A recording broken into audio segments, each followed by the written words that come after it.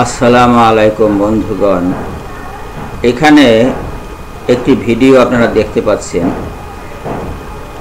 কোরআনে ছিল সালামুন আলা মুহাম্মাদের একমাত্র হাদিস। এই যে এখানে দেখুন শিরোনামটি।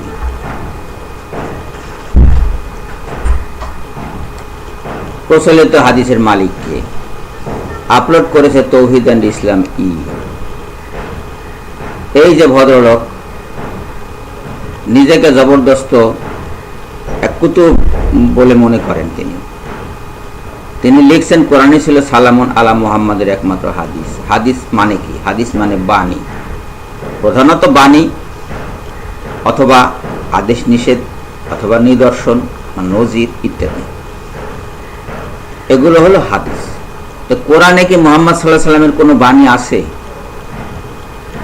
আপনারা কোথাও খুঁজে পেয়েছেন কোরআনে মুহাম্মদ সাল্লাল্লাহু আলাইহি সাল্লামের কোনো বাণী নেই। এটি আল্লাহর বাণী। পৃথিবীর সব মানুষ জানে যে এটি আল্লাহর বাণী। কেউ হয়তো বিশ্বাস করে, কেউ হয়তো বিশ্বাস করে না, সেটা ভিন্ন কথা। কিন্তু এটাকে মুহাম্মাদের বাণী বা মুহাম্মাদের হাদিস বলে কেউ মানেও না, কেউ জানেও না। একটা বাচ্চা ছেলেকে যদি আপনি জিজ্ঞাসা করেন, সেও বলবে যে কোরআন আল্লাহর বাণী। উনি বলছেন কোরআন মুহাম্মাদের হাদিস। ওনাদের ভাষ্য হলো যে পৃথিবীতে একমাত্র কোরআন ছাড়া অন্য কিছু মানা যাবে না। তো কোরআনের ভিতরে কি কোথাও এই কথা বলা আছে মুহাম্মাদের একমাত্র হাদিস কোরআন? কোরআনকে কি কোথাও কোরআন স্বয়ং কোথাও মুহাম্মাদের হাদিস বলছে? কোরআনকে বলেনি। তাহলে ওনারা এটা বানিয়ে বলছেন। উদ্দেশ্য কি? কোরআনকে মুহাম্মাদের রচিত বা মুহাম্মাদের নিজস্ব বাণী বলে প্রমাণ করা। এই কাজটি নাস্তিকরা করে থাকে, এই কাজটি মুরতাদরা করে থাকে, এই কাজটি খ্রিস্টানরা করে থাকে, এই কাজটি ইহুদিরা করে থাকে। ইহুদিদের অবশ্য সবাই এটা করে না, অনেকেই স্বীকার করে। ইহুদিদের অনেকেই স্বীকার করে যে কোরআন আল্লাহর বাণী। এই কাজটি সে করছে, যে কাজটি ইসলামের শত্রুরা করছে। এই যে এখানে দেখুন বলছে কি, সত্য কথাগুলো সাহসের সাথে উপস্থাপন করার জন্য ধন্যবাদ। এর ভিতরে সত্য কথা কোথায়? শিরোনামটাই তো মিথ্যা। উনি আবার সত্য কথা বলবেন কি করে?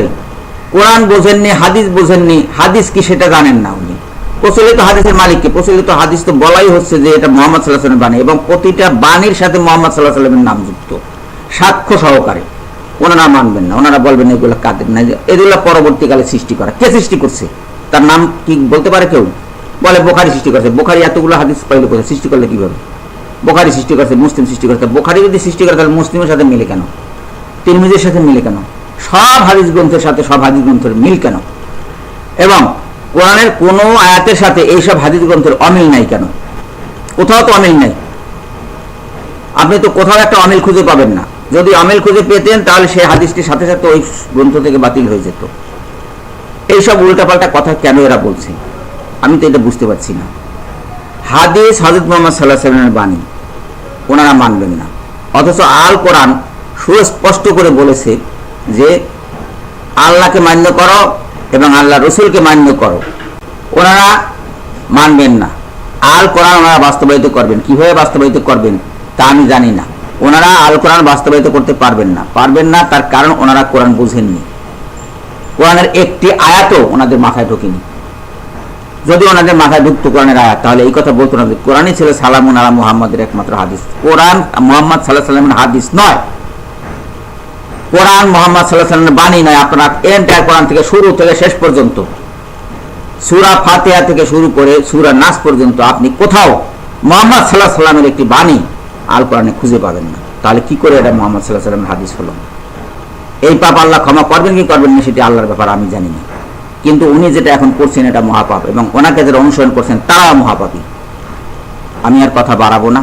আপনাদের সবাইকে ধন্যবাদ জানিয়ে আমি বিদায় নিচ্ছি। আল্লাহ হাফেজ।